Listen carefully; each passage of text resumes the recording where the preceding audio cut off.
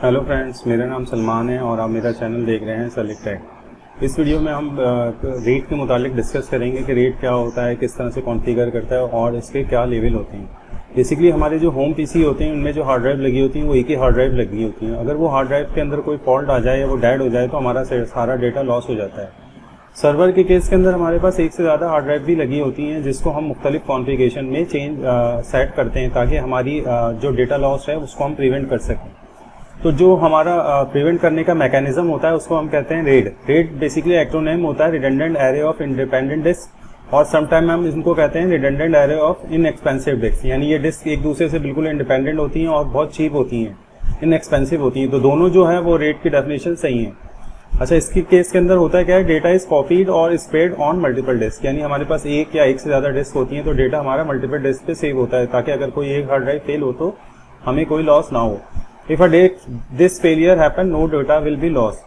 तो हम देखते हैं वन बाय वन। तो सबसे पहले हम देखते हैं कि rate storage is another very important part of fault tolerance. यानी जितने भी सर्वर्स होते हैं उनमें कोई ना कोई रेट कॉन्फ़िगर होता है। आपके अगर एनवायरनमेंट में कोई सर्वर होगा तो उसमें कोई रेट ना कॉन्फ़िगर होगा, जो क्या करता है, जो डेटा लॉस प्रिवेंटेशन का एक मेथड होता है। तो रेट के जो लेवल्स होते हैं वो ये होते तो बहुत सारे हैं, लेकिन ये सारे फेमस होते हैं। रेट 0, 1, 5, 10 और 6। तो हम इनको वन बाय वन देख लेते हैं कि ये क्या होते हैं। तो सबसे पहले होता है रेट 0। रेट 0 को हम कहते हैं स्ट्रिपिंग। स्ट्रिपिंग का मतलब ये होता है कि आपका जो भी डेटा है आप उसको ब्रेक डाउन करें छोटे छोटे पार्ट्स में या छोटे छोटे चंक्स के अंदर। जैसे मेरा कुछ डेटा आ रहा है ABCDEFGH, ये मेरा कंबाइंड डेटा है। अगर मैं इसको क्या करूंगा, स्ट्रिप डाउन करूंगा तो data is strip across the multiple disc. यानी कुछ डेटा हमारा स्ट्रिप हो गए किसी एक हार्ड ड्राइव में जाता है और दूसरा किसी दूसरी पे चले जाता है। तो रेट 0 के केस के अंदर क्या होता है, हाफ डेटा एक हार्ड ड्राइव में आता है और हाफ डेटा दूसरी हार्ड ड्राइव के अंदर आ जाता है। लेकिन रेट 0 है वो कोई फॉल्ट टॉलरेंस सिस्टम नहीं है। क्यों? इसका रीजन ये है कि अगर हमारी कोई एक हार्ड ड्राइव भी फेल होती है तो हमारे पास कोई डेटा को हम रिकवर नहीं कर सकते। तो ये रेट 0 है, ये बेसिकली फॉल्ट टॉलरेंस सिस्टम में यूज नहीं होता। यानी अगर हमारी कोई डिस्क 2 फेल होती है तो इसका मतलब है डेटा इज लॉस्ट, डेटा हमारा क्या हो गया, सारा लॉस्ट हो गया। तो ये रेट 0 जो है वो कोई भी फॉल्ट टॉलरेंस सिस्टम में यूज नहीं होता। उसके बाद आता है रेट 1। रेट 1 को हम कहते हैं मिररिंग या duplexing is a fault tolerance. Rate 1 को हम फॉल्ट टॉलरेंस कहते हैं और सबसे ज्यादा जो है आज से तकरीबन 15-20 साल पहले रेट 1 ही यूज होता था। जब मैंने अपना कैरियर शुरू किया था तो उस 20 साल पहले तो तकरीबन मैं रेट 1 ही को कॉन्फ़िगर करता था, क्योंकि उस टाइम रेट हार्ड ड्राइव्स के अंदर सिर्फ 2 ही हार्ड ड्राइव्स होती थी सर्वर्स के अंदर। Rate 1 is a fault tolerance, data is copied और मोर देन वन डिस्क। तो इसके अंदर भी आपको जैसे डेटा नजर आ रहा होगा ABCD, तो ये डेटा क्या करते हैं, हम एक डिस्क पे कॉपी करते हैं और उसका बिल्कुल एक मिरर इमेज बनाते हैं या उसकी बिल्कुल एक सेम कॉपी क्या करते हैं दूसरी डिस्क में भी वो सारा डेटा को कॉपी करता है। Each disk has same data, यानी दोनों डिस्क में एक जैसा डेटा होता है। इसको ही हम कहते हैं मिररिंग या डुप्लेक्सिंग भी कहते हैं। इस केस के अंदर क्या होता है, अगर हमारी कोई एक हार्ड ड्राइव फेल होती है तो हमारा डेटा लॉस नहीं होता, बल्कि हम सारा डेटा क्या करते हैं, रिकवर कर लेते हैं दूसरी हार्ड ड्राइव से जो हमारी वर्किंग कंडीशन के अंदर हो। तो सबसे ज्यादा यही यूज होता था पहले, लेकिन ये 2 हार्ड ड्राइव के अंदर हम इसको यूज कर सकते हैं, 2 से ज्यादा में आप मिररिंग नहीं कर सकते। अब अगर हमारे पास हार्ड ड्राइव बढ़ती है तो फिर हम कौन सा यूज करते हैं, रेट 5। रेट 5 क्या होता है, ये भी बेसिकली क्या होता है, स्ट्रिपिंग विद पीरियोडिटी। यानी इसके अंदर भी हम डेटा को ब्रेक डाउन करते हैं चंक्स में, लेकिन एक नई चीज हम करते हैं, पीरियोडिटी। पीरियोडिटी क्या चीज होती है, एक एल्गोरिथम की टाइप की चीज होती है, एक बिट होती है जो हर हार्ड ड्राइव के अंदर हम कॉपी करते हैं। रेट 5 बनाने के लिए आपको क्या चाहिए, मिनिमम 3 डिस्क चाहिए। 3 से कम डिस्क में आप रेट 5 को कॉन्फ़िगर नहीं कर सकते। Data is strip across multiple disk along with periodicity. यानी डेटा आपका कॉपी होता है मल्टीपल डिस्क के अंदर और उसके साथ पीरियोडिटी भी कॉपी होती है। जैसे आप नीचे नजर आ रहा होगा हमारे पास कितनी ड्राइव है, 4 हार्ड ड्राइव हैं।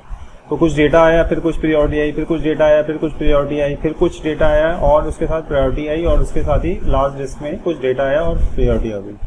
अच्छा, रेट 5 के अंदर जो होता है ना, ये रेट 5 के अंदर क्या कर सकते हैं, जो आप पीरियोडिटी होती है ये तकरीबन जितनी हमारी हार्ड ड्राइव की स्पेसेस होती हैं उनमें से एक हार्ड ड्राइव की स्पेस को ये यूज कर लेता है। फॉर एग्जाम्पल, अगर हमारे पास 4 हार्ड ड्राइव की स्पेस है तो उसमें से एक हार्ड ड्राइव की स्पेस जो है वो हमारा पीरियोडिटी की डिस्क यूज कर लेगी। यानी अगर 4 TB की मेरी हार्ड ड्राइव का पूरा ये पूल है तो मेरे पास अवेलेबल कितनी होगी, 3 TB। तो ये थोड़ी सी आपकी हार्ड ड्राइव को यूज कर लेता है। तो जैसे लिखा हुआ भी आपको नजर आएगा, the equivalent of entire disk is used to set the periodicity. यानी पूरी एक हार्ड ड्राइव आपके पास क्या यूज होती है, एक पीरियोडिटी के लिए यूज होगी। Example, an array of 4 disk totalling 4 TB, only 3 TB will be use as actual data. मैंने आपको बताया भी था कि अगर हमारे पास 4 TB होंगे तो उसमें से 1 TB कहाँ यूज हो जाएगा, पीरियोडिटी में। ताकि बाकी 3 TB जो है उसके लिए हम अपने डेटा को सेव करने के लिए यूज़ करते हैं। यानी रेड 5 में भी हम चंक बनाते हैं और उसके साथ प्रायोरिटी को भी सेव करते हैं रेड 5 में। रेड 5 क्या करता है, अगर आपकी कोई सिंगल हार्ड ड्राइव फेल होती है तो आप उसको रिकवर कर सकते हैं, लेकिन अगर आपकी एक साथ 2 हार्ड ड्राइवें फेल होती हैं तो रेड 5 में आपका डेटा रिकवर नहीं हो सकता। रेड 5 रिक्वायर 3 और मोर डिस्क, आपका मिनिमम 3 पे बना सकते हैं और मैक्सिमम तो आप कोई भी लिमिट नहीं है। अगर आपके पास 10 हैं तो 10 में से अगर आपकी 9 हार्ड ड्राइवें चल रही हैं और एक फेल होगी तो आप अपना डेटा को रिकवर कर सकते हैं, लेकिन अगर एक से ज़्यादा एट ए टाइम फेल हो जाए तो आपका डेटा रिकवर नहीं हो सकता। Data is strip across multiple disc along with priority, यानी इसमें रेट में भी क्या होता है कि आपका मल्टीपल डिस्क के ऊपर डेटा कॉपी होता है along with priority. In case अगर आप चाह रहे हैं कि मेरा डेटा और ज़्यादा सिक्योर हो, अगर इन केस बहुत रेयर टाइप कभी होता है, मैंने तो अभी तक नहीं देखा, बस एक बार देखा था, मेरे सैन के अंदर eight a time 2 hard drive fail हुई थी। तो उसको अगर ओवरकम करना है उस सिचुएशन को लिए, तो उसके लिए फिर हम क्या यूज़ करते हैं, जैसे रेड 5 के अंदर आपकी कोई हार्ड ड्राइव फेल होती है, आप नई हार्ड ड्राइव लगाएं और वहाँ पे एक ऑप्शन होता है रीबिल्ड का। आप रीबिल्ड करेंगे तो आपके पास सारा डेटा क्या हो जाएगा, दोबारा से रिकवर हो जाएगा। लेकिन अगर रेड 5 में जैसे अगर हमारे पास 2 हार्ड ड्राइव फेल होती हैं, तो रेड 5 में अगर 2 हार्ड ड्राइवें फेल होती हैं तो आपका डेटा इज लॉस, अब आप अपने डेटा को रिकवर नहीं कर सकते। इस चीज़ को ओवरकम करने के लिए एक और रेड लेवल बनता है जिसको हम कहते हैं रेड 6। तो रेड 6 क्या करता है, RAID 6 can handle 2 disk failure, यानी अगर आपके पास 2 disk at a time fail होती हैं तो आप क्या कर सकते हैं, रेड अपना डेटा को रिकवर कर सकते हैं। लेकिन रेड 6 को बनाने के लिए आपके पास मिनिमम कितनी हार्ड ड्राइव होनी चाहिए, 4, और मैक्सिमम आप जितनी भी कर सकते हैं। Priority is spread twice all the disk. इसमें आप देखेंगे रेड 5 में प्रायोरिटी की जो बिट थी वो एट अ टाइम एक डिस्क में 1 टाइम्स कॉपी हो रही थी, लेकिन इसमें क्या होती है, 2 प्रायोरिटी की डिस्क बिट्स जो होती हैं वो कॉपी होती हैं हर डिस्क में, इसीलिए इसके अंदर डबल प्रायोरिटी होती है। तो इसकी वजह से हम डेटा को, अगर लॉस्ट हो जाए हमारा 2 hard drive eight a time lost हो, तो हम डेटा को रिकवर कर सकते हैं। जैसे फॉर एग्जांपल हमारी 2 हार्ड ड्राइवें फेल हो गई, तो इस केस के अंदर हम अपनी 2 हार्ड ड्राइवें लगाएंगे रेड 6 में और हम उसको रीबिल्ड करेंगे। तो रेड 6 क्या होता है, स्ट्रिपिंग विथ डबल प्रायोरिटी, यानी आपकी प्रायोरिटी क्या होती है, डबल होती है। तो इसमें क्या होती है, इसमें फिर ये हो गया कि जितनी भी आपकी स्पेस है, अगर 4 हमारे पास हार्ड ड्राइव है तो आधी स्पेस कहाँ यूज हो जाएगी, आपकी डेटा के लिए, और आधी प्रायोरिटी के लिए यूज हो जाएंगी।